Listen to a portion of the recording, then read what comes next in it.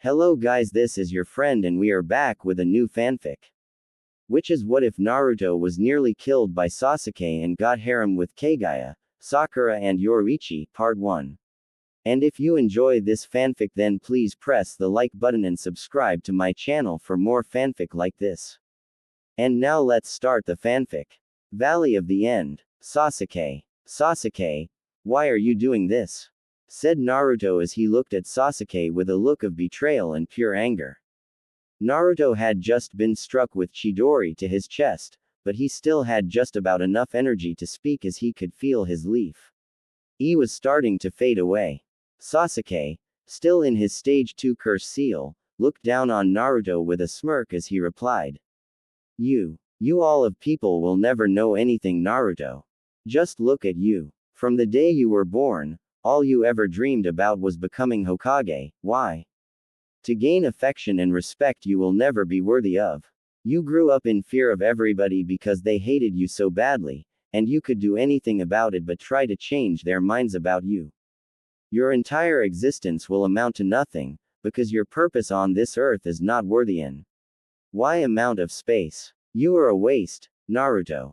You have trained and trained, but you still couldn't even hope to match up to my power, even with that Kyuubi's vast unlimited power. Naruto eye widened in surprise to what Sasuke said to him, and Sasuke continued.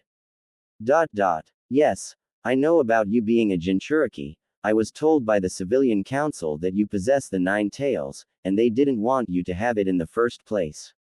But they, chuckles darkly. They found out the Kyuubi was split into 2 before the Yondaime could seal it into you. He sealed the yang half into himself, then sealed the other half into you. I have the Yondaime's body, and I gave it to Orochimaru in exchange for me having that power of the Kyuubi which will be sealed into me. All I needed to do, is get rid of the other half inside you so I don't have annoyances like you in the future. Sasuke's evil grin began to get wider and wider, with his wings started spreading outwards as he held his head in laughter, then looked into the sky as he yelled, "Nothing will stop me from killing him, and reforming the Uchiha clan to its former glory. This world will be an all-Uchiha world. Ha ha ha ha ha ha ha ha." With that, Sasuke flew up to the land of rice paddies and didn't look back, leaving Naruto to die from the Chidori he shoved into his chest. Naruto started to cough up blood as his eyelids started to close up. Suke. I'll get you for this. Naruto's mindscape. In the cage that was held by the seal, the cubby roared loudly in fury as its tail whipped violently. Dammn that Uchiha. Damn them all, said the Kyuubi as it saw the water on the floor beginning to raise and the small piece of paper holding the seal shut was being burned away. No. This can't be it. I can't let him die this way. I promised her I would take care of him. Maybe. Yes. It's possible. The Kyuubi calmed down, and relaxed onto its belly and closed its eyes as it said, "Hear me. Hear my voice, Otsutsuki, leader of the greatest clan in the cosmos. Hear my voice as I call upon you for a proposal to be made. Hhhheeremee." The Kyuubi waited, and in a flashlight, a white orb with a Tomo symbol appeared before the 9-tailed beast, and everything froze in mid-air with only the orb and the 9-tailed fox still being able to move. The orb spoke in a feminine voice as it said, "Kyuubi Kurama. Strongest Biju of all 9 Bu and the guardian of the fire country. I hear your voice calling for me. What is this proposal you wish to tell me of? Speak, or I shall leave to return to the prison my idiotic son placed me in." The Kyuubi didn't wasted any time to reply and said back to the white orb, "I know what you have planned, Otsutsuki, and I can help you accomplish this, if you can hear me out. I wish for us to change places. I shall stay in the moon, and remain there for all eternity. You on the other hand, will live to see the day and night, and breathe the air as your presence will walk this very earth again. But through this boy that is reaching the cold unpleasant hands of death. I may not know this, but I believe you have some control over those who govern death. If you can spare this boy, and give him a second chance, he will not fail at reviving your body back to life, and bringing your world order back in full control. Please consider this, Otsutsuki. Kaguya. For a whole minute, there was a silence between both the orb and the Kyuubi, but the silence was gone as the orb spoke. This boy, is his name Uzumaki Naruto? The one my foolish son and the toads prophesied to be the one who shall decide what is to happen to this world. The Kyuubi nodded as he replied, yes, it is him. If he is to die, the chances of your revival shall become very narrow since you will need me to be sealed in to the ghetto statue. My other young half is also useful, but it would be very impossible for your source to find a way into extracting that half. The orb made a then came closer to the Kyuubi, then spoke again. I shall give this boy a second chance. In fact, I shall change all aspects of him to suit my liking. I shall make him my very first mate, and grant him a range of power that will overrule my feeble son of a sage. This boy will no longer be bound to Hagoromo's will. He shall have free will to do what he wants, and command my power to his will, so long as he can find a way to have me feel the ground under my aching feet, and feel the soothing heat of the sun on my skin. I shall have my other son help me in this request. I accept your proposal, Kurama Kyuubi, strongest of the 9 Biju and guardian of the fire country. The Kyuubi smiled as its sharp teeth appeared and a teardrop fell from the 9-tailed fox's right eye as a white light began to envelope the nin-tailed fox's body. In mere seconds, the body of the 9-tailed beast started to disappear into small crystal particles starting from the feet, body, tails, to its neck and head. After 1 minute, nothing was left of the fox, but the orb began to change shape into a 5 feet 4 feet tall woman in possession of very delicate facial features, as she had extremely long, sweeping white hair that touched the ground, and the most noticeable thing about her appearance were the 2 horn-like protrusions which stuck out from her head. She possessed eyes that were similar if not exactly the pale Byakugan eyes, and a third eye on the center of her forehead with its eyelids parting vertically. Her eyebrows were cut very short, and she wore a dark shade of lipstick on her lips and a dark shade of nail polish on her long fingernails. She wore the transitional high-collared Harem kimono, which was adorned with intricate lines and tomo running down the center and edges of the gown, and wore very flat shoes. The mindscape of Naruto began to also reform as the water went down till there was nothing left, but the piece of paper held the seal was now replaced by the gates being merged into one by the very center having the Kenji seal engraved into it. The woman placed the index finger and middle finger of her right hand on top of her closed third eye and spoke out loud. Ryo, God of all things death. My dearest son, can you hear me? Mother, said another masculine voice. Think of Vegeta's English voice that spoke within Kaguya's mind. Yes, it is me, my dear son. I am not yet whole, but I am free from your brother's prison.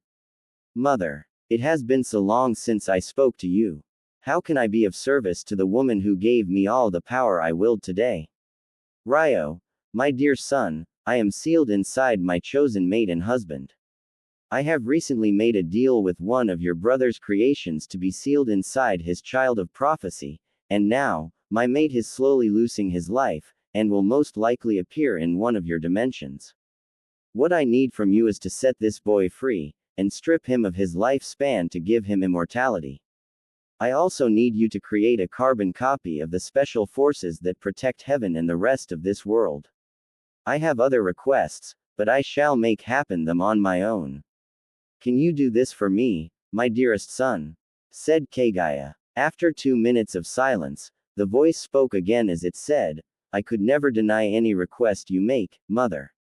I shall do as you wish, and help you in your future endeavors. But be warned, one of Hagoromo's children sleep deep within your husband's soul. If you do not rid of it soon, the soul will grow strong and try to take your husband's body for himself. You must act fast, and protect him from whatever tries to manipulate him. With that said, the voice didn't speak again, confirming it has just left Kaguya's mind. The woman walked deep into the back of the cage and sat down as she crossed her legs and placed her hands on her knees, then her third eye opened as it pulsed with white light. Uzumaki Naruto, you are no longer the child of prophecy, as you are now the one that shall command all you see, all you smell, all you feel, and all you touch. You are my mate and soon to be undying will of this world. You are the true God. The fox god. Konoha. The hospital. 2 months later. Laying in a hospital bed hooked up to a heart monitor was Naruto dressed in a hospital gown as there seems to be a huge scar on his chest. Sitting besides him was Sakura Haruno, now dressed in a pink dress that reached past her knees and wore regular sandals instead of the usual ones and had her Konoha ninja headband tied around her neck with her hair now fully grown reaching past her firm buttocks. Sakura was not alone in the room, as there was a woman who has long and wavy orange blonde hair, light blue eyes, full lips, and a beauty mark located under the right side of her mouth. She has a very curvaceous figure with the most distinctive feature being her nice round buttocks and her very large eye. In complete match to those of Tsunade. The woman is dressed in a shihakusho, but instead of the normal black, the color is red with the sash being black, although she lets her robe hang loose for her ample bosom to be revealed. Around her neck is a thin golden necklace tucked between her cleavage and a long pink scarf over her shoulders. In addition to her garb, there is an armband worn on her sash, as opposed to around the arm. She carries a katana sword that is inside a black scabbard, and the tsuba is in the shape of a cat's head, with two triangles on the top half curving into ear points, and the bottom half tapering down into a single point with the sword having a dark red handle. The beautiful woman has the sword behind her clipped onto her waist obi. Naruto slowly opened his eyes, and moaned as he tried to sit up and looked around to see where he is. Where am I? Said Naruto. He looked to his right side to see Sakura sitting on the chair besides the hospital bed, and eye widened as the memory of him being stabbed with a chidori by Sasuke and seeing him fly off to Orochimaru. Sakura quickly stood up from her chair and said, Naruto, you're finally awake. Thanked Kami. Sakura smiled happily, but stopped as she noticed Naruto looking down to his lap. Naruto, what's wrong? Said Sakura. Naruto didn't look back Sakura, but replied, Sakura. I tried to bring him back, but Naruto felt something touch his whiskered cheek, and looked to see it was Sakura's hand that caressed it. Naruto-kun, I asked you to promise me you would bring him back, but I didn't want it at the cost your life. Sasuke has made his choice very clear, and I can accept that completely as I have never cared about him. What I can't accept is him trying to kill you. So please, don't blame yourself for something you had no fault in. I don't hate you, Naruto-kun. I am more than happy to know you survived, said Sakura as she graced Naruto with a smile that made Naruto smile himself, then gain a blush from the added suffix to his name. Thanks, Sakura-chan. That means a lot to me. How long have I been out? Said Naruto. Sakura sighed and replied, about 2 months. You were on a slow recovery, but a good one at that. Other things were happening to you while you were in a coma, and these people came to see you. Well, they were the ones who found you before Kakashi-sensei could. Naruto raised his right eyebrow in confusion, then heard someone clear her throat. He looked over Sakura to see the woman that was standing behind Sakura.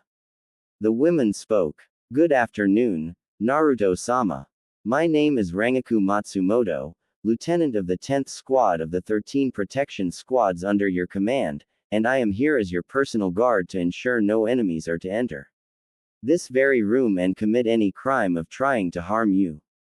I was assigned this duty by Sotaicho-sama, if you asking you gave it in the first place. Single quote comma dot. Back quote. Back quote. Back quote. Back quote. Back quote. Cue cricket in the background. Quote dot dot dot. Excuse me, said Naruto as he looked at the now identified Rangaku with a question mark over his head. Rangaku was about to speak, but stopped as he bonked herself in the head, then left the room. Naruto looked over to Sakura, who shrugged as she said, "These people have been here since you are of Ed, and Tsunade-sama has been trying to figure out where exactly did they come from. It's been really crazy around here, Naruto-kun. Especially with what's been happening since you came back from the retrieval mission." Rangaku came back with Tsunade, who held a clipboard in her right hand, and walked over to Naruto's left side of the bed as she said to him, "Hello Naruto. It's good to see you're finally back on your feet. Listen Naruto, over the duration of your coma, I have been trying to dig up some information about you and your parents since a lot of stuff has been happening around here that basically revolves around you to say the least." Naruto scratched the back of his head and said, "The third Hokage said that I didn't have any parents and he never knew them." "And what do you mean by what's been happening, Tsunade-ba-chan?" "Your parents did pass on, but the third was sworn by your mother to never tell you who they are until you Chunin. Your parents are Kushina Uzumaki and Minato Namikaze, the Yondaime Hokage of Konohagakure no Sato."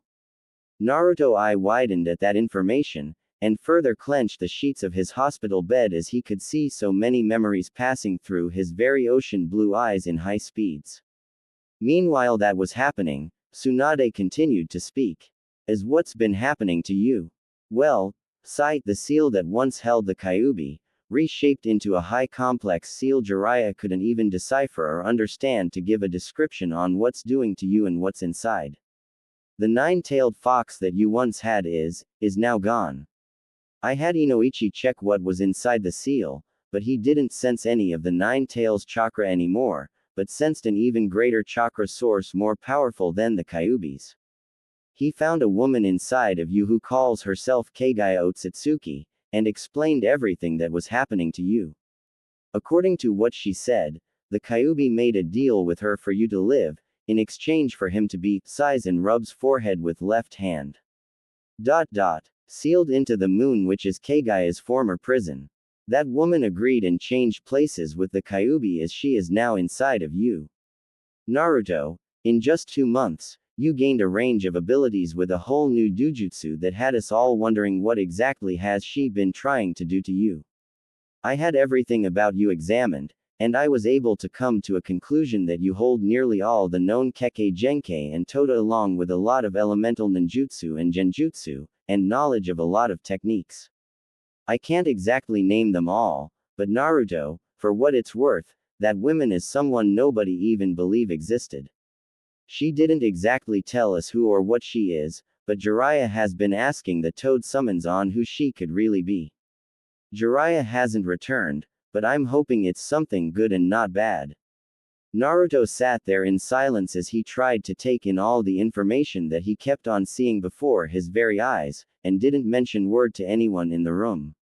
Tsunade had expected him to normally get angry, throw things around in emotional frustration and be very depressed about hearing who his parents, then happy at knowing the Kyuubi is gone and gaining more abilities.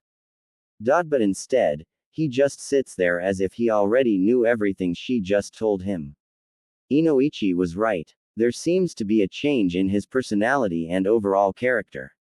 He isn't as loud and brash as he was before, but there are still parts of him that still remain. I twitch, unfortunately. Tsunade-ba-chan. What about the people that found my body where I fought Sasuke? Said Naruto, still not looking at Tsunade as he was still feeling the flood of memories coming to him.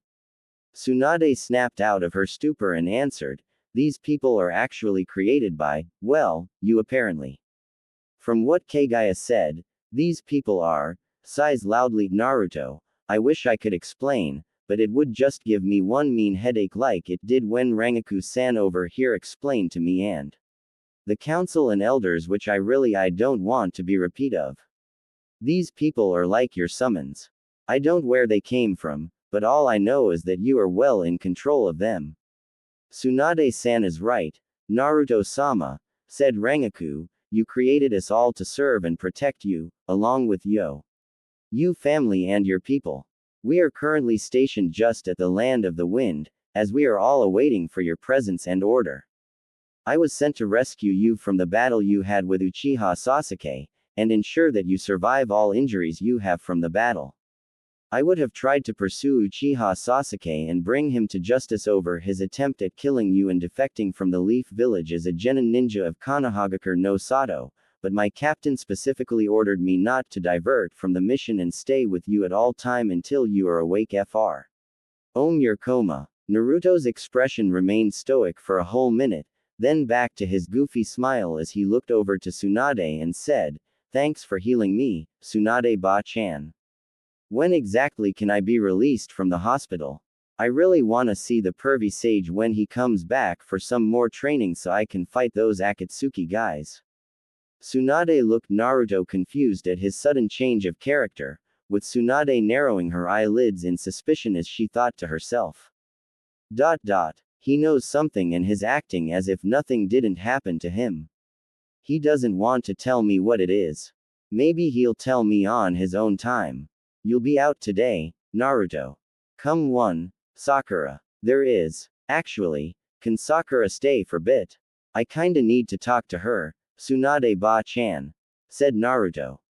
Tsunade once again narrowed her eyes in suspicion, then nodded as she left the room and closed the door behind her.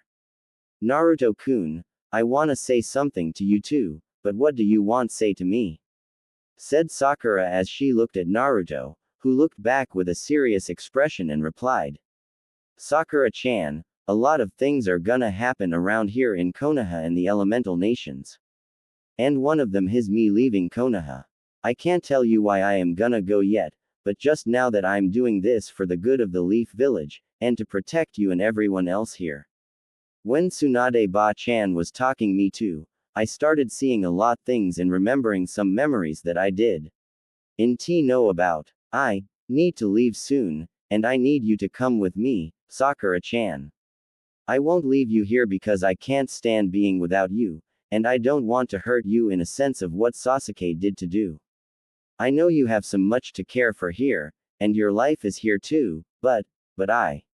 Naruto-kun, said Sakura as she smiled warmly again, then went forward as she captured Naruto's lips in a deep kiss. Naruto's eye widened and blushed heavily. He was literally caught by surprise by the sudden kiss. Sakura pulled back and continued. I don't really have much to live for here anymore. Like I said, a lot has happened since you were in a coma. Sakura grabbed Naruto's right hand and with her own, then looked down for seconds before she looked back to Naruto as she said. I found out a lot stuff about my mom, and the civilian council. My mom is responsible for a lot bad things about me.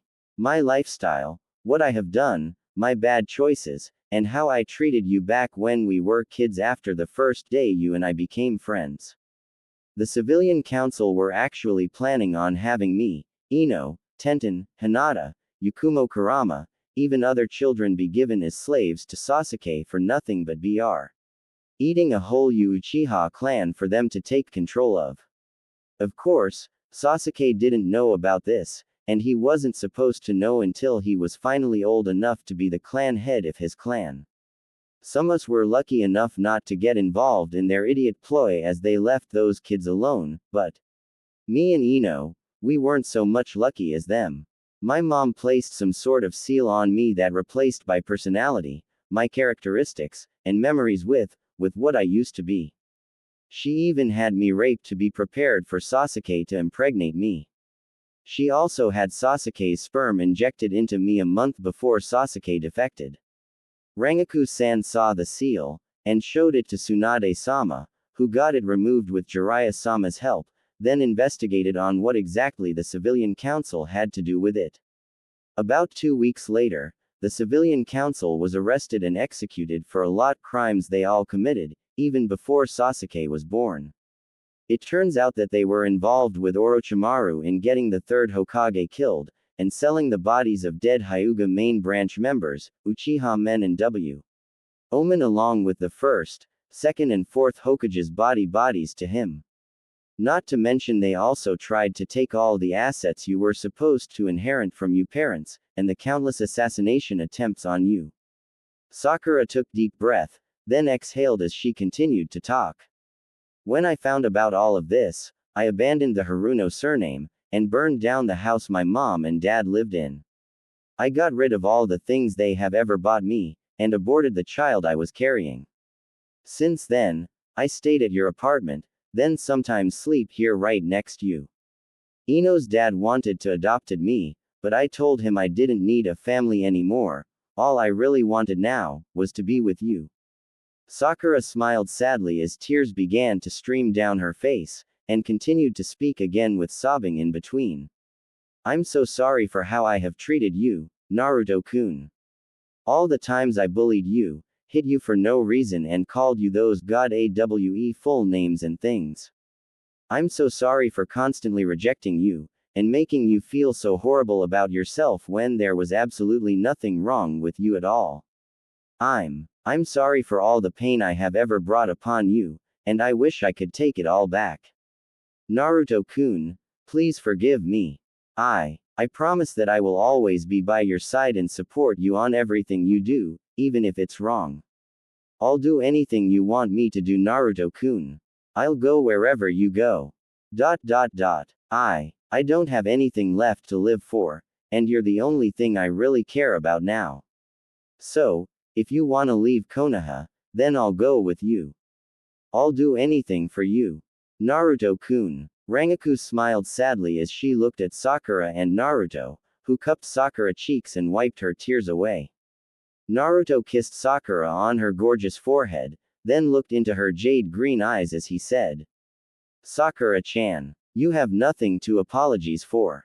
Everything that happened to you wasn't your fault, and you didn't do anything wrong to me. You were forced against your own will to act that way.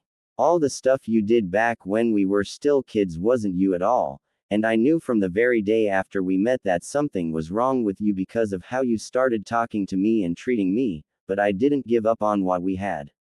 I kept on being friends with you until I started liking you more and more to how feel about you know. All those times you said you hated me, I blocked all of that out, and I kept on thinking of much I love you and how you would return my feelings someday.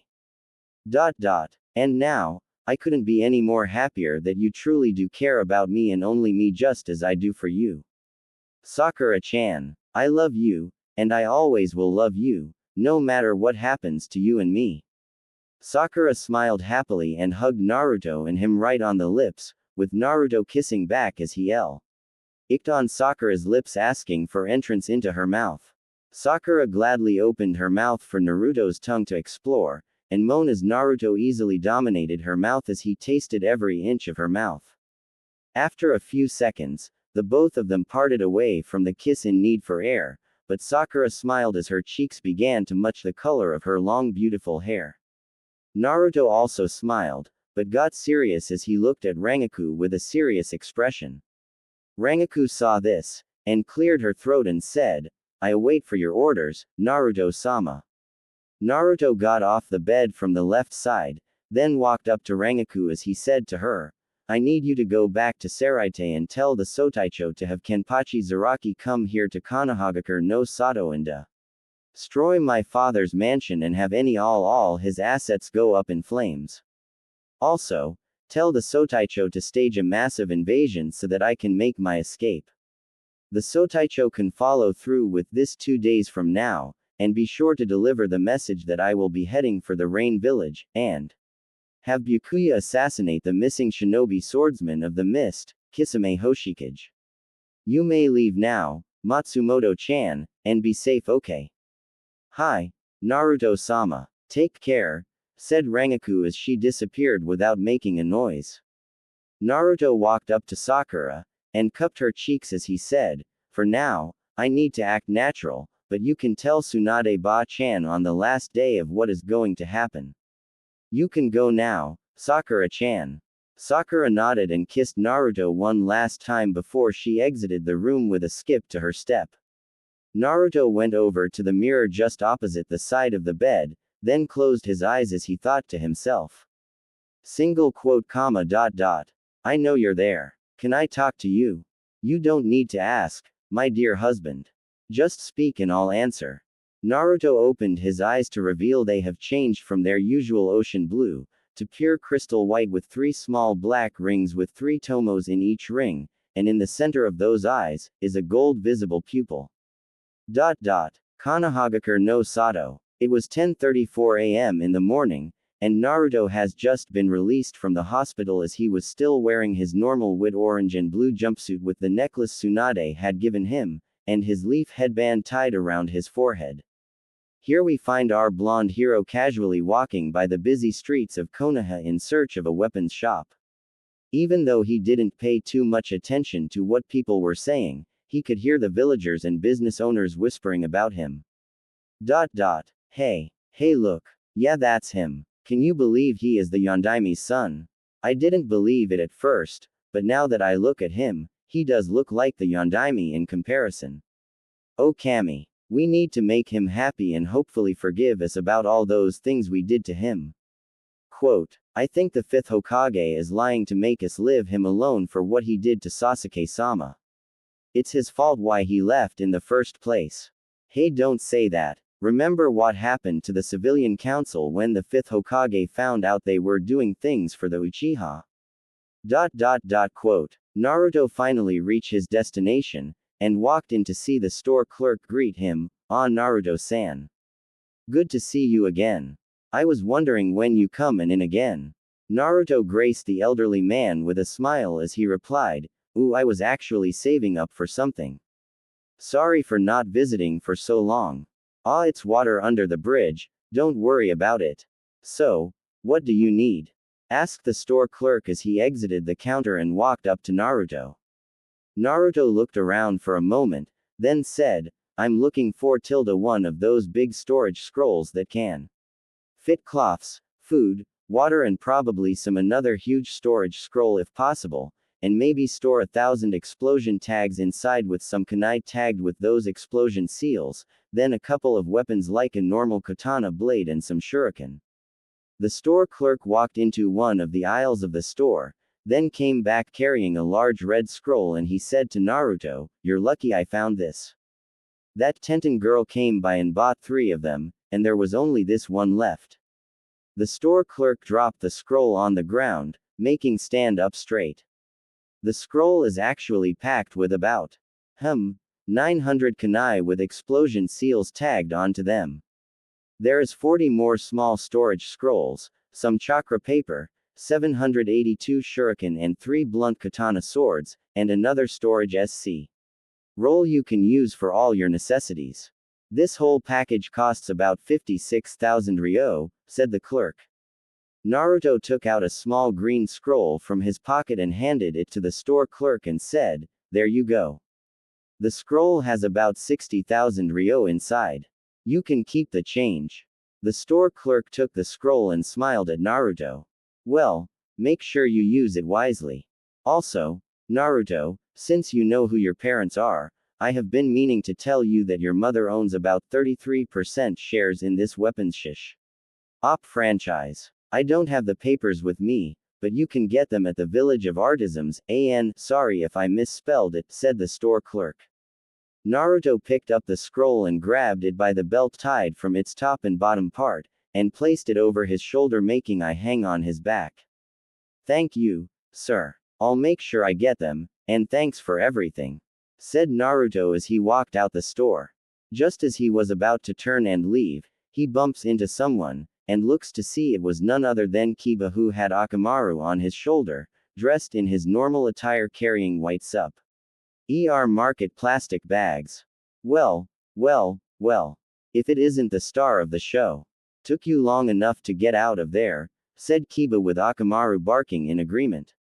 Naruto sheepishly laughed as he said back to Kiba, Yeah, that mission really did a number on me. Is everybody out from hospital? Kiba nodded as he replied, Choji is still recovering from those chakra pills he took to fight that fat asshole we left him behind with.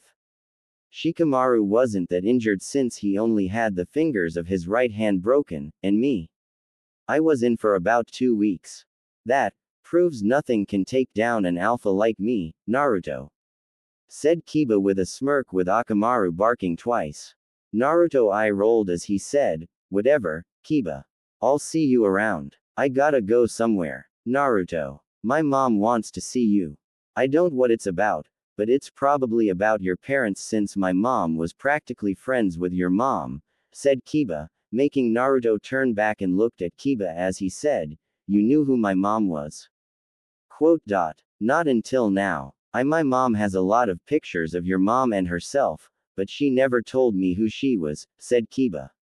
Naruto nodded and walked on, once again ignoring the people giving odd stares, with a very small percentage of people who still despised him glaring daggers at him. After 8 minutes of peaceful walking, Naruto reached to the hotel he lives in, and walked up to his apartment door. He grabbed the doorknob and opened the door to enter, then closed it once he was inside.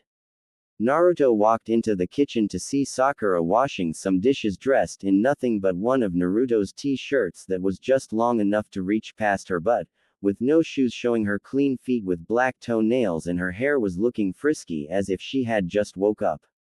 The shirt was black with white swirl patterns on it, but Naruto could see the pink bra and panties, which made him blush and gain a small nosebleed from Sakura's nice firm. Naruto, wiping the blood of his nose, walked up to Sakura, and hugged from behind, which Sakura welcomed as she dropped the paw she was holding into the sink and brushed Naruto's hands warmly.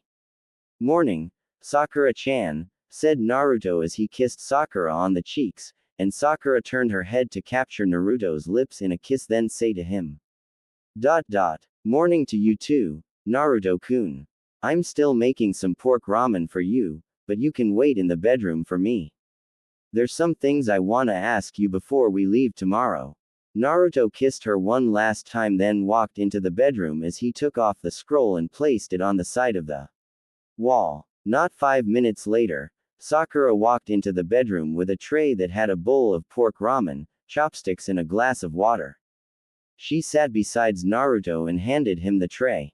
Naruto smelled the spices of the ramen soup, and blissfully sighed at the aroma and shivered at thinking of how good it could taste. He grabbed the chopsticks, then first tasted the noodles. After one slurp, his eyes turned into comical stars as he said, oh oh oh oh oh oh oh oh oh oh h oh good. What did you do to the noodles, Sakura-chan? They taste so good. Sakura giggled with eye smiles as she responded, I released my frustrations on the dough. But I think I can make it more better if I could find a way to mix the right spices correctly, then try other cuisines to add on.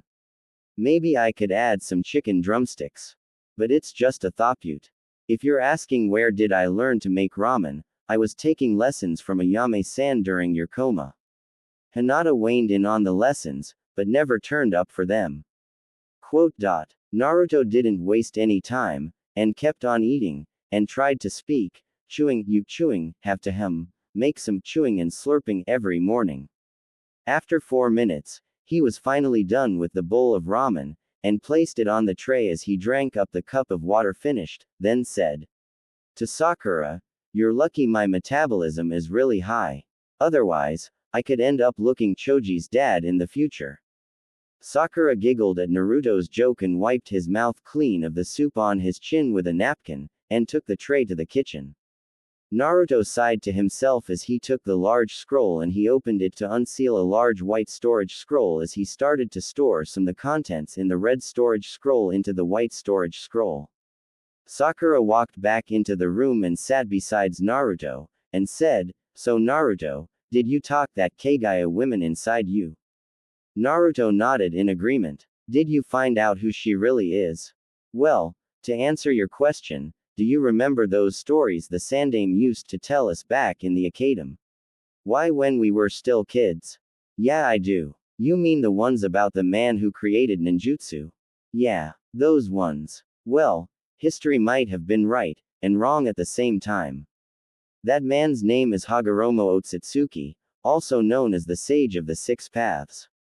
In any history lesson, the only thing you will hear about him is how he came to defeat a huge gigantic 10-tailed beast on his own, and brought peace to the world, but that isn't the whole truth. He did have family. One being his brother, and the beast he fought was actually his mother. His mother is the very same woman inside me, Sakura-chan. Said Naruto as Sakura eye widened slightly, but continued to listen to what Naruto had to say. Kaguya isn't human in the slightest, as she comes from a huge clan that doesn't originate from this planet. She was born here, yes, but her parents are from somewhere else. Kaguya lived in a time period where the world was torn between a lot of war, and raised up to end it all as she ate from a tree that bared the fruit that had great power, which is chakra. After she ate the fruit, she ended the wars around the world and brought a new world order that created eternal peace for all humans. Some could say that her ways were cruel, but I actually believe that peace through a system of justice was really a good idea. Moving along, people started respecting her and worshipping her as they called the rabbit goddess, but as the years continued, they even started to hate more than they ever did, but they fear her because of her godel. Why power and called the great demon. Kaguya, with the help of the holy tree, bared the seed to carry 2 children, and give birth to 2 boys. One was named Hamura and Kaguya dubbed him a god who will rule over life and death itself and take the heavens and the afterlife for himself, while the second boy was named Hagoromo, who was dubbed by Kaguya to be a warrior who will continue to lead this world on the right after her. Kaguya raised and trained the both of them equally to become very strong and gifted the both of them with their own abilities that got the both of those men where they are today. Now, according to what you would hear in history if they had a say in this, it would be stated that Kaguya grew jealous of her sons and tried to take her chakra back from them because she saw they were growing too strong. But the actual truth is that Hagoromo rebelled against Kaguya's way of life and her wishes for him, and wanted nothing but to change it into peace for all humanity where no one is ruled over any system or monarchy, and forgiveness would be the answer to all the hatred of the world. Kaguya was angered by this, then turned into her beast form, which is the 10-tailed beast, said Sakura. Exactly. Hamura wanted to fight alongside her mother, but Kaguya ordered him to leave and let the world be no matter what the outcome of her fight with Hagoromo may be. Unfortunately, Hagoromo won the fight by sealing Kaguya into himself.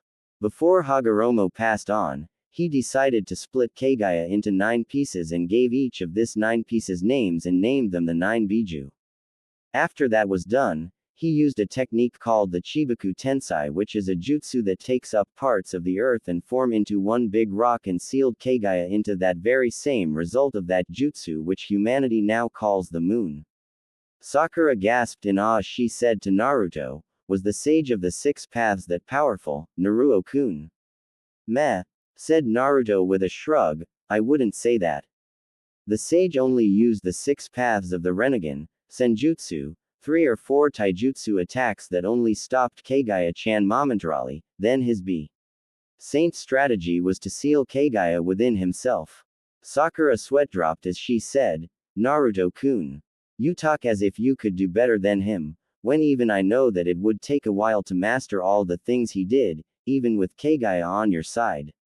Naruto chuckled as he looked at Sakura with his eyes flashing to his dujutsu and said to her, of course I can. People could say the sage started ninjutsu, but the matter of the truth is he never even knew about it in the first place. He created ninshu, which is a way for every human being to connect to one other using chakra, and through that load of crap, he gave all humans chakra, well, not every human being. What do you mean? Asked Sakura as she looked at Naruto in confusion.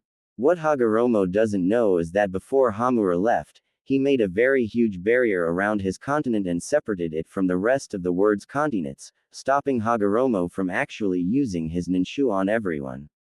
The elemental continent isn't the only continent in the world, as there are many more out there. People like Hagoromo have traveled this continent through surface, sea and sky to see if there is any other continents out there besides this one, but they all never got past the barrier, believing Kami does not want them to fall off the earth. Chuckles. For people who can fly, walk on water, making something out of nothing, teleport, and manipulate just about everything, they sure are a bunch of idiots to believe the world is flat and every other planet is flat. Anyways, does that answer your question, Sakura-chan? Said Naruto. Sakura kept quiet for a moment, then looked back to Naruto as she said, I was actually gonna ask you about Matsumoto's people. Did you really create them? And why do I keep sensing only one half of chakra from them?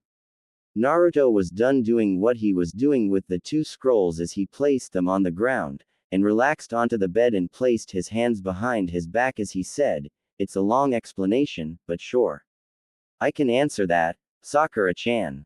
You see. A day later. Omegakure no Sato. Akatsuki headquarters. In a very tall skyscraper building, just in one of the offices, was a man sitting behind a desk as he was signing papers in silence. The man was a normal height of 6 feet 3 feet tall, and has slightly pale skin. The man was dressed in a high-collared black cloak adorned with red clouds on it with black ninja sandals that showed his black-colored toenails, and had the aim headband tied around his forehead with the steel plate having a slash across it. The man has short spiky orange hair, purple eyes with ripple patterns inside, and had 6 piercings being a metal bar through both of his ears, 3 studs through the side of its upper nose and 1 spike stud on each end of the bottom. He also had 3 piercings in each wrist, with at least one on its upper wrist and some just under his neck. On the thumb of his right hand is a ring that bore the kanji for 0. Just a few spaces away from the man, something came out from the ground that appeared to be some kind of Venus F. Lee Trap dressed in the same cloak as the man sitting behind the desk. Pain-sama. You called, said the being. The man identified as Pain looked from what he was doing and stopped signing the papers as he sat back into the chair and said, Yes Zetsu. I need a report on all the Jinchuriki. Hi, said the being known as Zetsu, the one tails is currently in Suna as we speak. The 2 tails currently out on a mission to Kiri along with the 8 tails Jinjachuriki. Both the 4th and 5 tails Jinchuriki are in Iwa but I am still trying to locate the 6 tails, Pain-sama. The 7 tails is still in Takigakure currently imprisoned for severely injuring a civilian. As for the 9 tails, I reported to you 2 months ago that Naruto Uzumaki was killed, leaving me to believe that the chakra of the Kyuubi has spread out and it will take 4 or more years to reform. I later on found out that the Yondaime Hokage didn't exactly seal the Kyuubi as whole into Uzumaki Naruto, but split the 9-tailed fox into 2 with the yang half being sealed into himself then the other half into Uzumaki Naruto. Uchiha Sasuke has stolen the body of the Yondaime Hokage and gave it to Orochimaru in exchange for having the Kyuubi's yang half sealed into him. I'm still trying to find all of Orochimaru's hidden bases so that I could locate where Sasuke is, but it has rather become difficult. Itachi has betrayed us all, and left to go back and find his brother in the hopes that we won't get to him first. Pain kept quiet for a while, before we said to Zetsu, very well. Itachi is nothing but a mere pebble under my feet. He is no match for a god such as myself. Is everyone else in the organization well and alive?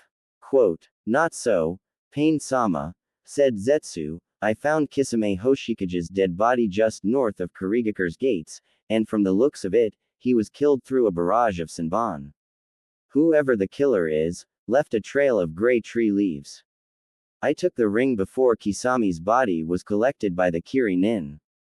As for Itachi, he hasn't made it to Konohagakure no Sato yet, but he is sure to arrive soon.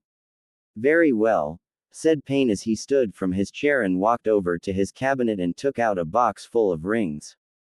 I shall put all our plans on hold until I can find 2 missing ninja who can replace Kisame and Itachi. For now, you can continue to search for the 6 tails and make sure you locate Uchiha Sasuke. If you are to find Orochimaru, do not engage. I shall be the one to make him feel the wrath of a real god.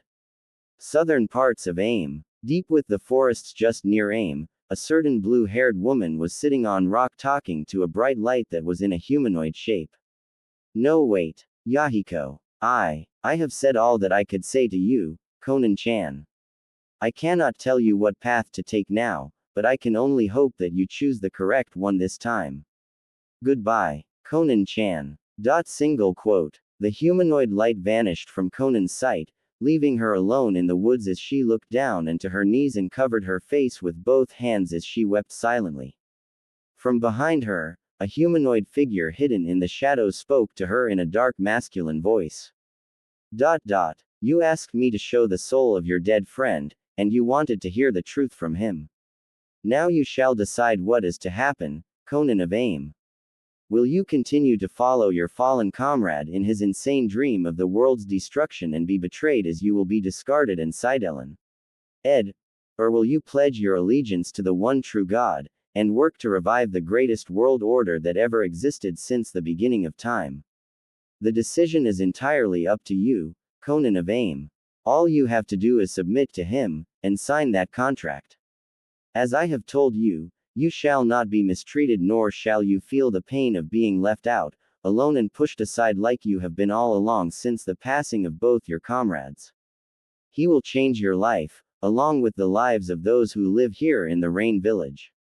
He can take away the dark cloud that hangs over this village and bring pure sunshine over it all. It is your choice, Conan of Amekagure no Sato. For 3 minutes, Conan remained silent as she looked down to her knees and removed her hands from a face. She looked up, revealing her amber eyes now clear of tears and her sobbing expression reverting back to its stoic and cold expression, and she took out a piece of brown paper that was rolled up, then unrolled it as she opened it up, bit her right thumb and signed her name at the very bottom of the paper, which flashed black before it appeared on the paper as red ink. The back of Conan's neck, just on the right side of it, a tattoo appeared that was a kanji surrounded by a blazon G circle with the kanji meaning, angel. Conan stood up from the rock and walked only 4 steps forward to the figure and handed over the signed paper. Conan walked away, but stopped as she heard the shadowed figure speak. Because of this, the future has become 10 times better than it was before, and you have now broken through the barriers of your past and present, stepping into your new life as a real angel for a real god. The shadowed figure smiled as his clean white teeth shined and his brown eyes flashed once, right before the figure vanished without a sound. Conan looked over her right shoulder, and from deep within her amber eyes. Her pupils began flash and straighten up to form into slits. Konohagakure no Sato. Night time. It was 10:30 p.m., and Naruto was still dressed in his orange jumpsuit wearing his blue sandals, and had the red large storage scroll on his back. Standing besides him was Sakura dressed in a kimono that was black adorned with pink trimmings running across it, and had on a pair of black shinobi sandals instead of blue. The both them had put on their headbands in their usual places, but the steel plates were slashed across. Sakura-chan, are you ready? Remember that once we leave here, we could never come back here as Leaf Shinobi, but ninja only wanted for capture or kill. I know this is what you have decided, but you're sure you want to do this? Quote. Sakura, with a look of determination, looked back Naruto as she nodded once and responded, "Hi, Naruto-kun." Naruto took a deep breath, before he exhaled, then took out a cell phone, iPhone 4, from his right pocket and pressed the number 6 button. Outside Konoha. West Gates. Standing just on top of the trees was a tall, young-looking woman with gray eyes and short messy silver hair with strands on the right side of her face that are shoulder length and styled as 2 thin braids and has a thin dangling red earring on each ear. She wears a shihakusho, but instead of the normal black, the color is red with the sash being black, that stood out perfectly along with a badge tied around her left arm with a katana sword sheathed in a black scabbard with the handle being deep blue with a pointed round guard similar to a snow FL. As this sword was sheathed on the left side of the woman's waist. For footwear, she wore the same flat shoes and socks that Matsumoto wore. On a tree just besides the woman, is a 7 feet tall man standing with a long sword that has no guard and a white bandage wrapped around the hand as the sword's edges looked very rough. The man was dressed in the same red shihakusho but had white haori on top that had a gote symbol acquiring a number 11 symbol inside. The man has a long face with pronounced cheekbones, hairless eyebrow ridges, green eyes with an eye patch over his right eye with a thin scar running down the left side of his face and across his left eye, and long stringy hair that has bells attached to the very tip of each strand. The woman took out a cell phone, Motorola flip phone, and flipped it open to answer the call. Azane-chan. Is Kenpachi with you? Hi, Naruto-sama. We're just outside the village awaiting for your call to proceed, said the woman now identified as Azane. The voice in the phone that belonged to Naruto spoke again. Quote. You can now proceed. Make sure that no civilian is killed, and the same goes to Kenpachi. As you get a message, you both have to stop and leave immediately. Make sure that the damage you create is at a minimum level, and no lives are lost. Hi, Naruto-sama, said Azane. The tall man identified as Kenpachi chuckled and grinned as he said to himself, my first time out, and I'm already having fun, even if I don't get to kill anybody, then vanished without a sound. Azane slowly levitated off the ground and stood in mid-air. She took a deep breath as blue energy began to envelope her body, and took out her sword from its sheath with her right hand and stretched her arm out in front of her with her sword pointing west. The second she exhaled, winds began to pick up and blew violently as dark clouds began to fill up the clear night sky. Her sword changed into small pieces of crystal, and blue blood vessels started to appear on both of her arms. Her eyes changed into being complete silver with no iris or pupil, and the winds started to become a visible dark blue color. Quote. Ban. Kai. The Hokage Tower. The Hokage's office. Will of you just shut up for 1 second? You're all giving one massive headache here, said Tsunade as she released some of her killing intent on the people inside the office, and sat on her chair behind her desk as she rubbed her forehead in irritation. Standing opposite her desk is the 3 Konoha elders, and Jiraiya who has just arrived. Tsunade, we have left that boy alone since he came back from that failed retrieval mission. But now that he is released from the hospital, you must place him under the CRA immediately. We cannot afford to waste any time, said Homura. Koharu nodded and supported Homura's statement. Let's not to forget that you were supposed to make sure to find Sasuke since he is now on our most wanted ninja list. That damned Uchiha and those bigots sold Minato's body to Orochimaru in exchange for sealing the Kyuubi's young half into Sasuke. And do you have any progress on your search for him? No you don't. Danzo, who was sitting on a couch that was on the far side of the room, looked at Tsunade as he said. You haven't even tried to at least ask for assistance in finding Sasuke from Naruto's guardians. Did you even bother to request a meeting with them?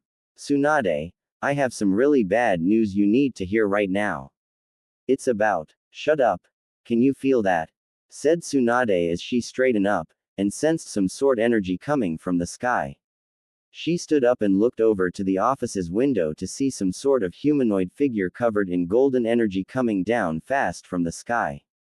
What is this energy that I am sensing? It feels like chakra, but without the yang part of it, said Danzo. Jiraiya started to shiver as he said to Tsunade, did someone turn up the thermostat? I feel some sort of cold press. Boom. On the east side of Konohagakure no Sato, an explosion erupted as screams of panic and fear could be heard. Tsunade looked to see it was the falling humanoid figure that fell from the sky, and was about to speak when. Zop. Lightning struck the window of her office with the impact blowing everyone back off of their feet in the whole building. Tsunade landed on her back, and was about to quickly stand up, but failed to do so as a huge cold pressure came down on her and everyone in the village, making them all shiver and freeze at the huge amount of pressure being released on them. Tsunade tried by all means to stand up, and only got to her hands and knees and looked up to see. Saw. Groan. Sakura. What the hell is, groan going, on here? Tsunade looked up to see Sakura, but her figure was in a shadow from the light coming from the destroyed window, with only her jade green eyes being the only visible thing about her. Sakura kneeled down and whispered into Tsunade's left ear. Don't worry. He isn't going to kill anyone. But don't try to find him. And don't make his allies your enemies. He's doing this for everyone's own good. Dot dot. Dot dot dot. He will find a way to bring back the New World Order, and you will be the first to see it. Goodbye, Tsunade-sama. Thanks for everything, and tell Ino I'm sorry, but I only live for God now. Sakura stood, and was wrapped into a red vortex. In just 2 minutes, the whole of Konoha suffered an attack and no one had the power to raise the alarms, fight back or even move. In just 2 minutes flat. Dot dot. Dot dot dot. Minato Namikaze's mansion turned into nothing but a gigantic crater, and some of the tall buildings were turned into tall towers of pure silver crystal, and small pieces of crystal came down from his sky in the form of rain, littering the streets with light blue small crystals. In just 2 whole minutes. Dot dot dot. The Leaf Village was under attack, and it failed to retaliate, for the very first time. It's been 3 years since that night. 3 years since Konoha was faced with the impossible, and 3 years since Naruto Uzumaki and Sakura had defected from Konohagaku. No Sato. It took the Great Leaf Village 1 year to rebuild itself from the crystal destruction it faced, and it actually benefited from it. Once the crystal was removed, along with the building that turned crystal, Konoha was able to make a good profit from selling the crystals to help find Ans to reconstruct the place and build even more buildings. The agriculture of the village increased, more jobs were created for unemployed civilians, the Shinobi Academy was finally giving its own jutsu library, and of course, debt was now the thing of the past. But what did Konohagakure no Sato come to face as disadvantages? One being Sasuke Uchiha, who is now the official Kyuubi Jinchuriki. Jiraiya the Toad Sage was given the task to spread his spy network further into the land of rice paddies to get information of what was happening with Orochimaru's base of operations. From there, the Konoha elders were told that Orochimaru has succeeded in having to use dead Uchiha clansmen bodies and those of the Hyuga as a way to extract their unused Sharingan and Byakugan and insert them into some of his patients in order for them to gain the 2 clans' Dujutsu. With Sasuke, the Snake Sanin found one of Mito Uzumaki's Jinchuriki Fuinjutsu scrolls, and utilized the sealing techniques to seal the young half of the Kyuubi into Sasuke. Tsunade had no choice but to report this to the Fire Daimyo, who immediately had to find a way for Konoha to go in a Jinchuriki, or else its reputation as one of the great villages would perish. Tsunade left the Leaf Village to travel all the way to Takigakure in the hopes of buying the 7 Tails Jinchuriki from Takigakure's village leader with 2 pots full of small blue crystals, and the deal was officially made. The 7 Tails Jinchuriki was treated fairly and offered training by Jiraiya, who at the time was preparing to leave in search of information he could gather on the organization known as the Akatsuki. The girl accepted, seeing as there wasn't any other choice she could take in the matter, and left with Jiraiya for a 2-year training trip. The second disadvantage was none other than Itachi Uchiha's return. When he came back to Konoha, the truth behind the Uchiha clan massacre was told to the village, which made a number of clans begin to lose trust in the elders of the village, believing that if a clan does not stay in line with the given rules, or either try to have the clan head go for the Hokage seat, that clan would be removed of the radar in just one fell swoop. It was then that the Kurama clan decided to leave Konoha with the daimyo's permission, and live in one of the towns of the Fire Country. Lastly, was Naruto. Amongst the populace of Konoha, rumors began to spread such as Naruto being kidnapped by Iwagakure, since it was made known that Minato Namikaze made an enemy out of them since the Third Shinobi War, or that Naruto died during the mysterious attack of Crystal Lightning and Ling asteroid. But the truth was made a month after the attack that the overwhelming pressure, the destruction of the Yondaime Hokage's mansion and the Crystal Storm was the making of Naruto's secret army force, the Gote 13, which was renamed to the Gote Kami 13, the 13 Godly Protection Squad. Naruto used them to make an escape from the village, and defected from Konoha along with Sakura, destroying his entire inheritance and whatever belonged to him, with the Uzumaki shrine vanishing 6 days after his defection. By the vote of the new Konoha Council, Naruto was made a missing ninja with an S-rank threat level and a flee on-site order. Some of his abilities were named in the bingo book, such as his range of Kekkei Genkei and Kekkei Tota, the Jubigan, which was dubbed as a mixed Jujutsu of the Sharingan, Byaku Gon, and the long-forgotten Rinnegan, and being a Jinchuriki of an ancient goddess known as Kaguya Otsutsuki, which had the entire elemental nations buzzing with wonder as to who this goddess could be, and how Naruto ended up with the goddess in the first place. Iwa, Suna, Kumo, even villages like Kusa and Hoshigakure are and still are on the hunt for Naruto, with each village having its own reasons. Konoha, by Tsunade's and the elders' decision, was to stay away from the boy and Sakura, since his secret army made it perfectly clear that they will destroy the entire village if they try to go looking for him. Currently, it was 11:45 a.m. in the morning, and Tsunade was seated at her desk doing paperwork as usual. Sigh. I did not sign up for this bullshit, was what Tsunade thought to herself as she stopped signing the papers, and relaxed onto her chair. As she took a deep breath, then exhaled tiredly. Shizune, who was standing beside Tsunade with Tauntaun in her hands, looked on in pity at her teacher and mentor as she said to Tsunade, "Tsunade-sama, maybe you should rest a bit. You can take the day off if you need to. Today's workload isn't that high and it's only approving rental increases, genin certificates, and outstanding bills from some of the local shops in the 7th district. I'm sure you know, Shizune," said Tsunade, "I have to do this right now. Besides, it's been 3 years and 4 months since I became Hokage. I'm getting used to this boring job that I'm stuck with until Naru." Quote. Tsunade stopped midway of what she was going to say, and looked down, with Shizune frowning in sympathy of Tsunade. "You still think of him, don't you, Tsunade-sama?" Tsunade, without looking at Shizune, nodded and said, "Since that day. I just can't figure out why he left, and why he did that. I was angry at him half the year, but I started missing him. His high spirit, pranks, and upbeat attitude kept a lot of people going around here. Not to mention his dreams, ambitions, and ninja way made other people see the world differently. Like the cage," said Shizune. Tsunade stood up from the chair, and walked over to a picture of the 4th Hokage as she continued. Naruto changed after that retrieval mission, and I knew that things wouldn't be the same for him when he somehow stopped smiling less and less every time I saw him. In S way, he was like his father. The key point of everyone's hope for happiness and prosperity. But now, from what Master Jiraiya has gathered, Naruto is now the 10th member of the Akatsuki," said Shizune with Tsunade clenching her hands into fists.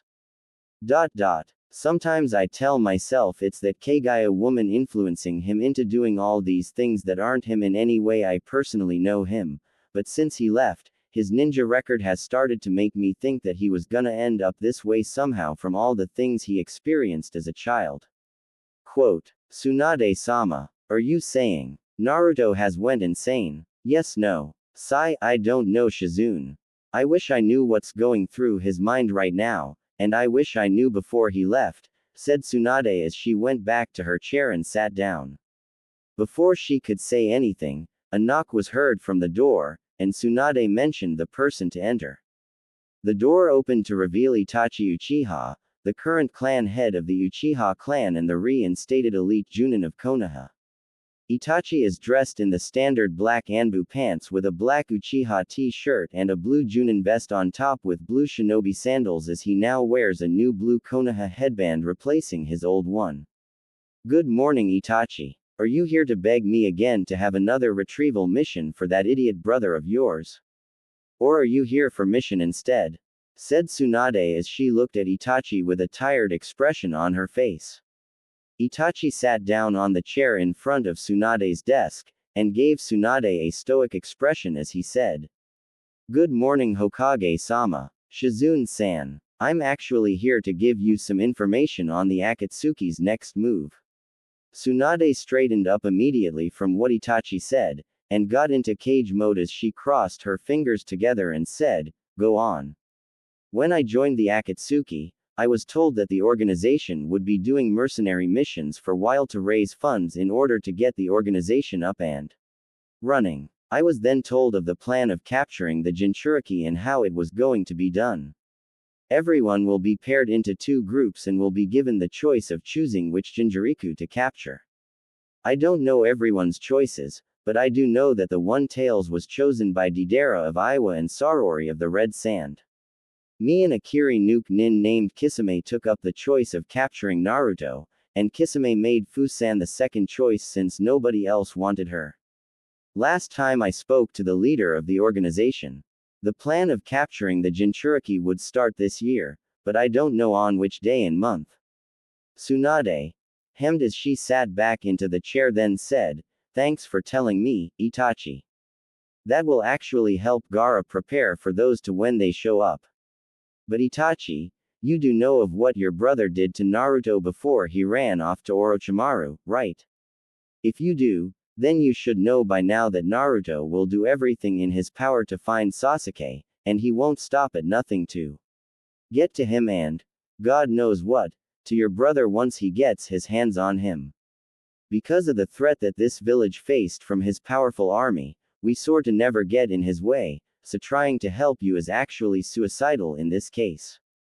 As for Fu, I believe Naruto won't come after her since Danzo expects that Naruto won't bother making a return here ever again. Look, Itachi, I sort of understand where you come from with Sasuke, and you will do everything in your power to make sure that he stays alive and is safe, even if he still hates you for what you did. But as your Hokage, I have ordered you to not leave the village since you are still under probation from the crime you committed."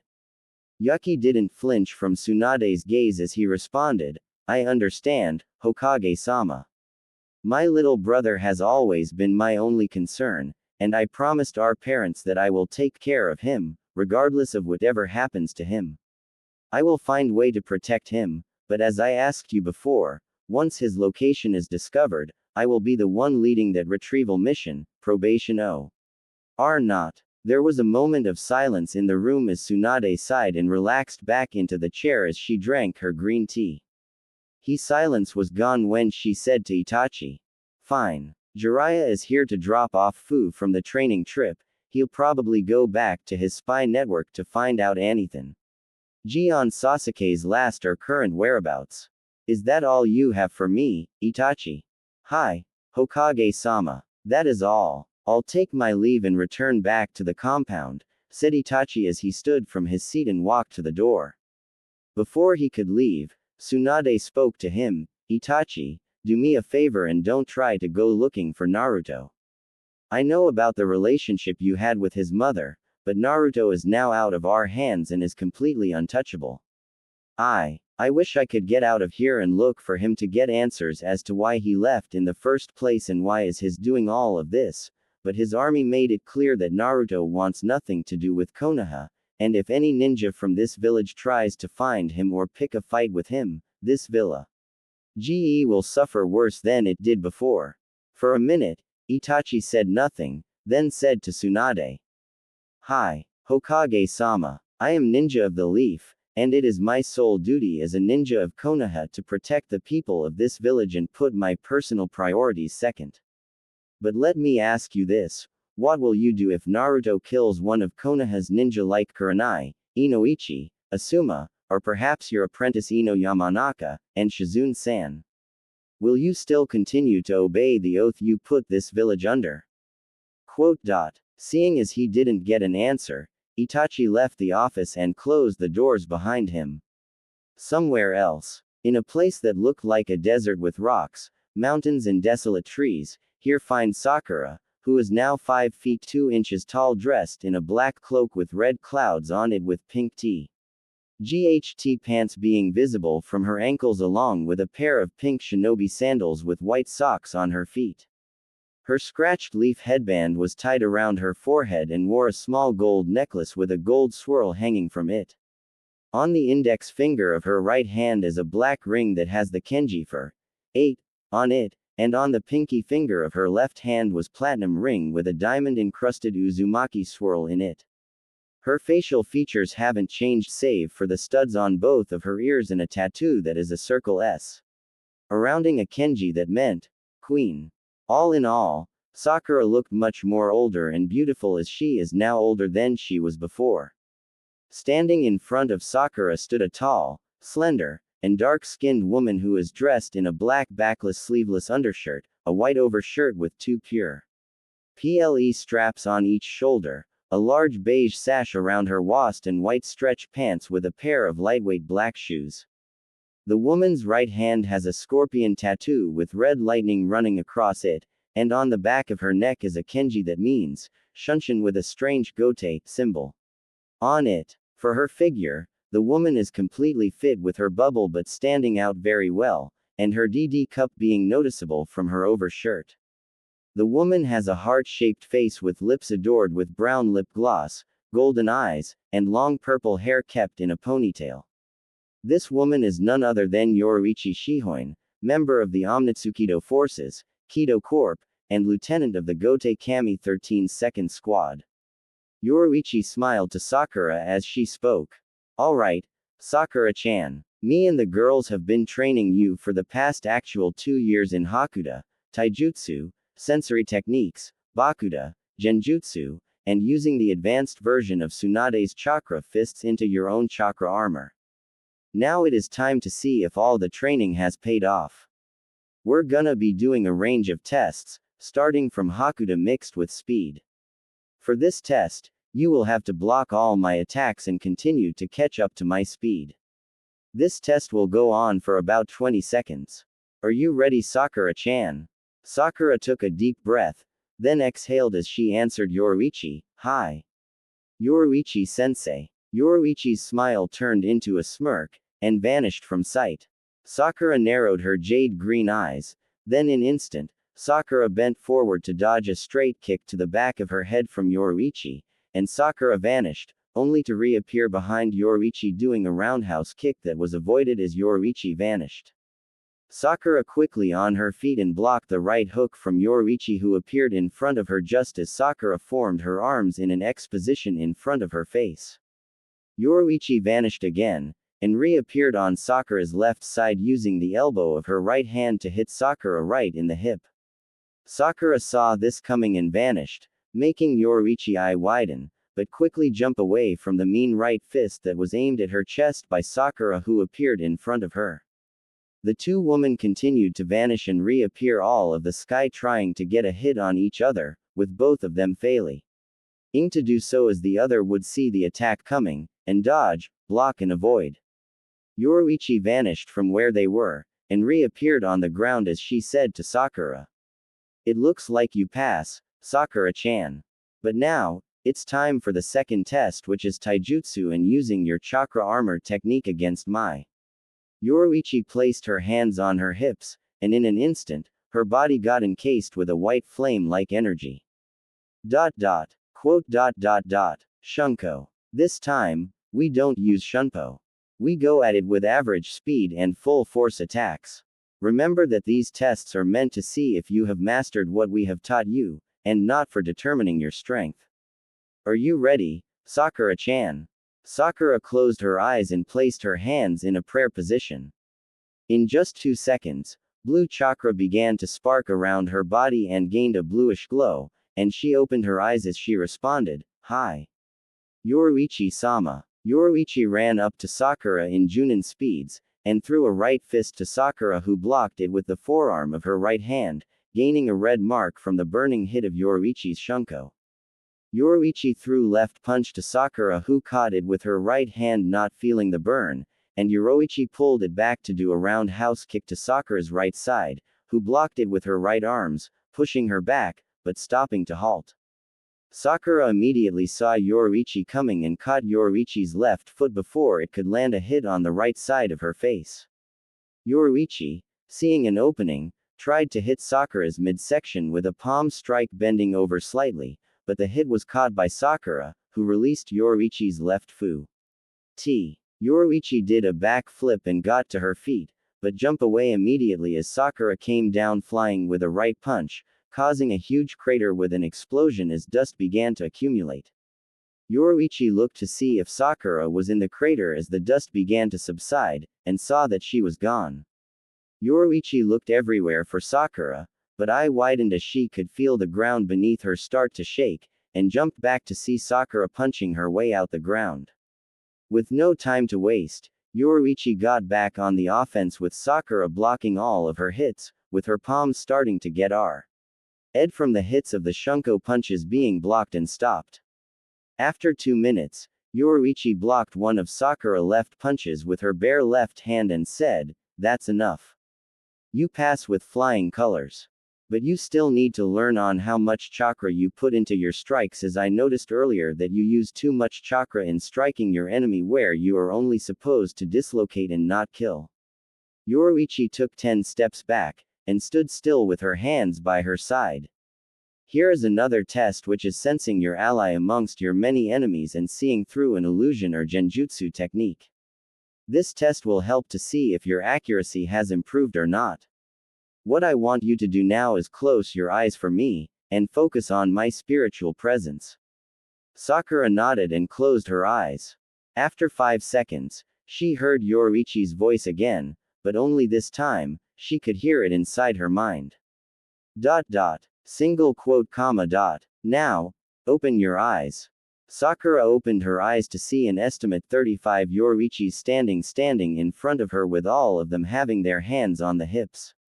If you can locate where my spiritual presence is, get rid of all my clones to find me. For about 4 minutes, Sakura said nothing as she narrowed her eyes to sense the actual Yoruichi. She found her quickly, and did the dragon plus snake plus boar and hare hand signs as she said, "Would release, vines of the undead jutsu." Wild black vines came straight out from the ground and stabbed all of the clones of Yoruichi as they all phased away, leaving one unharmed Yoruichi who folded her arms and was smiling. "Easy pass, Sakura-chan. You pass all the tests. Now then, why don't we have a little celebration cake and soda before you go back to Naruto-sama, Sakura nodded in agreement, and the 2 women walked off to sit under a tree to see a full strawberry cake and 2-liter soda with plastic cups. The 2 ladies sat down and ate the cake with the provided saucers and utensils, and drank the coke with relative silence or complimenting the taste of the cake. Sakura wiped off some cream from her chin and licked it off her finger as she said to Yoruichi. Since I've been here in Sirite, I haven't gotten to see just what exactly happens around here and how everyone is doing. How are you guys, by the way? What do you normally do around here when Naruto doesn't send in a mission for guys? Wheel, said Yoruichi, Sirite is actually peaceful and quiet. Some people, like Byakuya and Rukia-chan, are used to it as they prefer a peaceful environment with peace and quiet, but some of us don't. A lot of us do spars, target practice and nuke nin pouching, which is a pastime for everyone besides the Sotaicho and Komamura Taicho. To be honest, we don't really do much around here. Ouch. I'm sorry, you guys really don't have anything to do. Boredom and can really be a mood killer. You all need something to do to escape this boredom. I really wish I could help. Actually, Sakura-chan, said Yoruichi as she began to smirk, you can help us get rid of the boredom. Sakura gave Yoruichi a confused expression as she said back to Yoruichi, me? How can I help? Even if I could, I won't be able to stay around as Naruto-kun wants me always by his side starting today. I'm just waiting for the call, then I can go to him. It's really simple, Sakura-chan. All you have to do is convince Naruto-sama on removing the barrier the Soul King created around the elemental nations. That's how you can help. The barrier? I don't think that's a good idea, Yoruichi-sensei. Removing the barrier could start up a lot of commotion, not to mention that halos will be flooding over here because of chakra, and the Soul King is the only person who knows what will happen if a person with chakra either gets eaten by a halo or turns into a halo. Besides, the people of the elemental nations aren't like regular people from around the world. They can see you guys. Imagine if a Manos class halo dropped in Kumo, that would bring up a widespread of panic that Naruto-kun or anyone won't be able to calm down. Relax, Sakura-chan. We have been planning for this since last year, so we aren't that stupid. Kisuke and Aizen have been working on a device that will close all 5 spiritual senses, making us once again undetectable, invisible and unrecognizable to chakra users and people who use chakra. The device will be given to everyone to use when we're given missions that aren't really that related to Element Nation affairs. Plus, it's already been tested out when Soy-chan was on a stealth mission to retrieve documents regarding the whereabouts of the Sanbi, and it works well. Besides Sakura-chan, we are more fast in travel than Soul Society's Gote 13, as they use the old Senkaimon to get from one place to the other. We, on the other hand, have now created higher standards of Shunpo and Sonido, whereas I can lock onto a person's spiritual presence or signature, and Shunpo. Over there. It's like the Yondaime Hokage's yellow flash, but the difference is that we don't use markers. So, will you tell him to switch it off? Sakura drank some of the soda, and placed the cup down as she looked at Yoruichi and asked, I get that all of you want to have the same regular duties. As Soul Society's Gote 13 does, but what if they come here? Won't that mean? Here is what's going to happen. When the elemental nation pops up on their world map for Earth, the energy readings will be completely off the charts, and they will most likely send someone, a captain and his or her lieutenant, to come and investigate. The Sotaicho will do the same and send a message to them that this continent is completely off limits and should never return. The penalty for them coming here in the first place will be losing a captain. If they try again, we wipe out half of their Seraite even if they try to resist. By then, they will know not to ever with us again. As for their problems, we can take them head on with no problem, said Yoruichi with a smirk on her face. Sakura was about to speak, but felt something vibrate in the pocket of the cloak, and took it out to reveal a cell phone, Windows Phone. Well, it looks like my training is over. The Moon's Eye plan is starting now.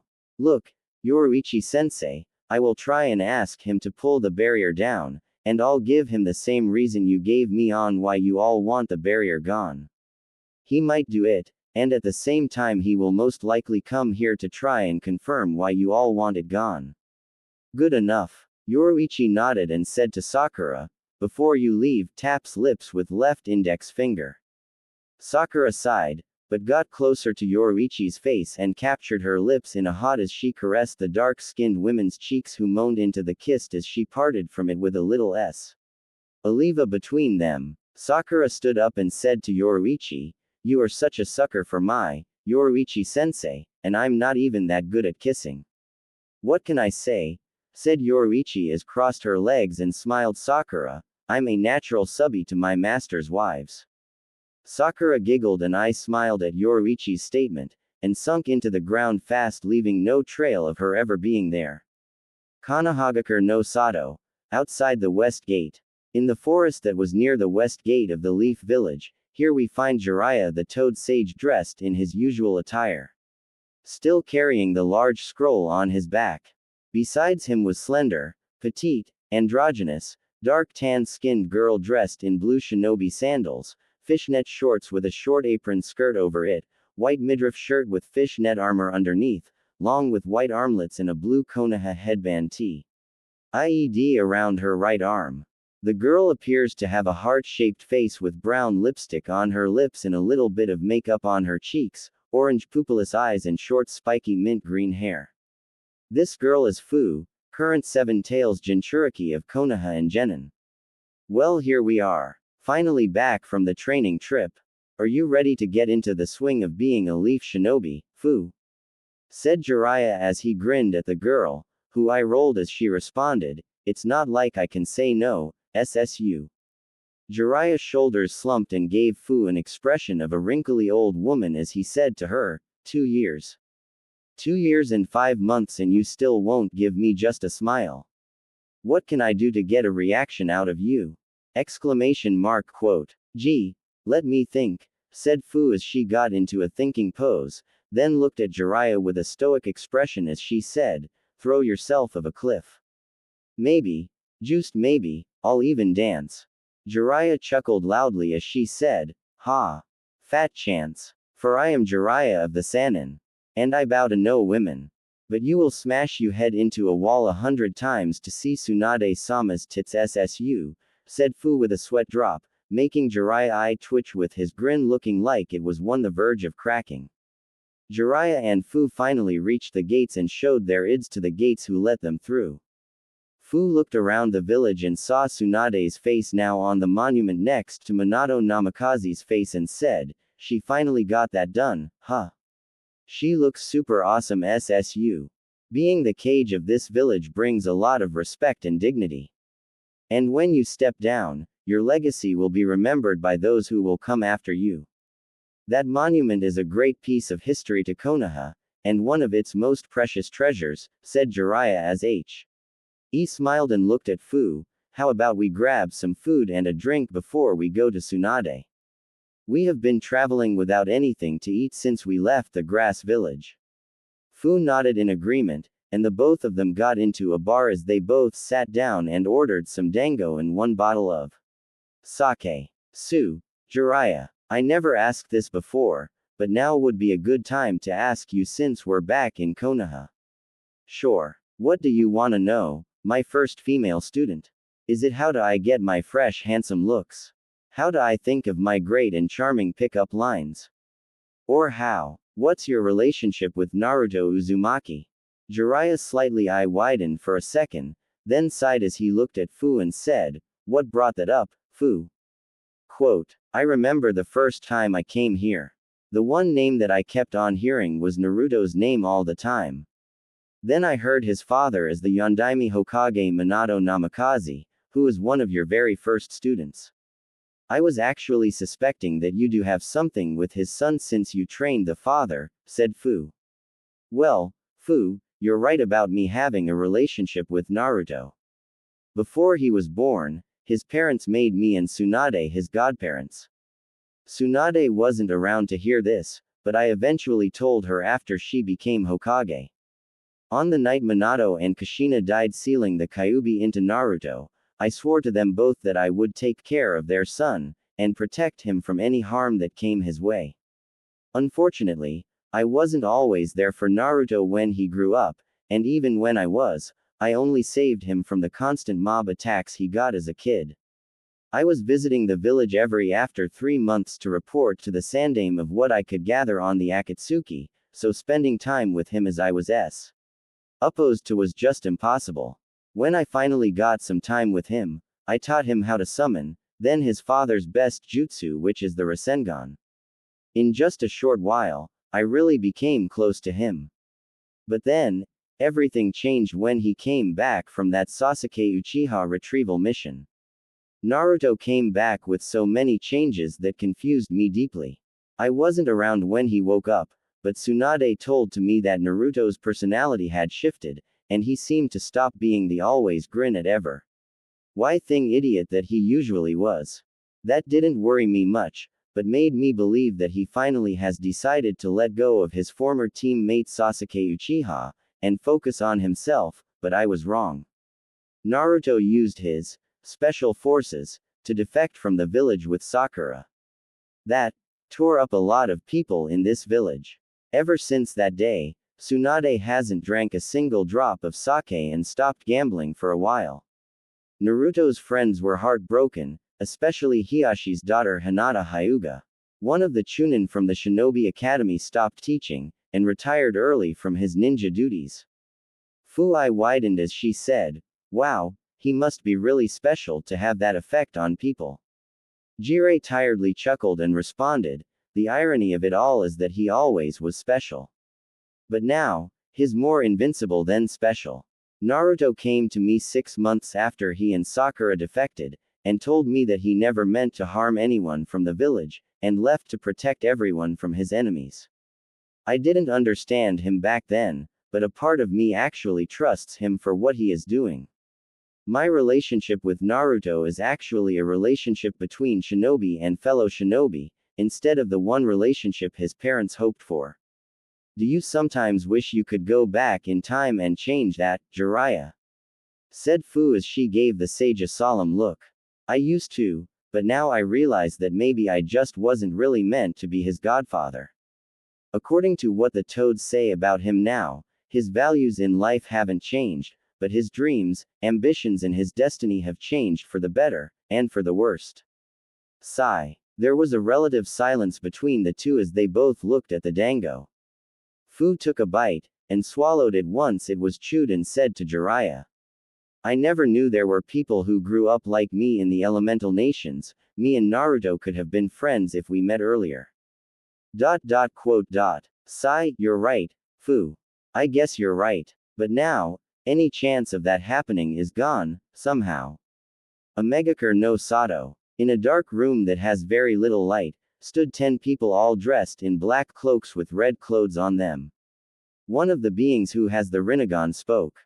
It has been 3 years since the plans of capturing Jinchuriki was held off. Now it is time. You have your paired partners and targets. The first target will be the one-tails. Is that clear, Deidara, Sasori? Whatever you say, Leader Sama. I'd like to get a crack at Sasori's cousin, For the last time, stop calling him that, Deidara, said a deeper voice that belonged to a hunchback dwarf puppet.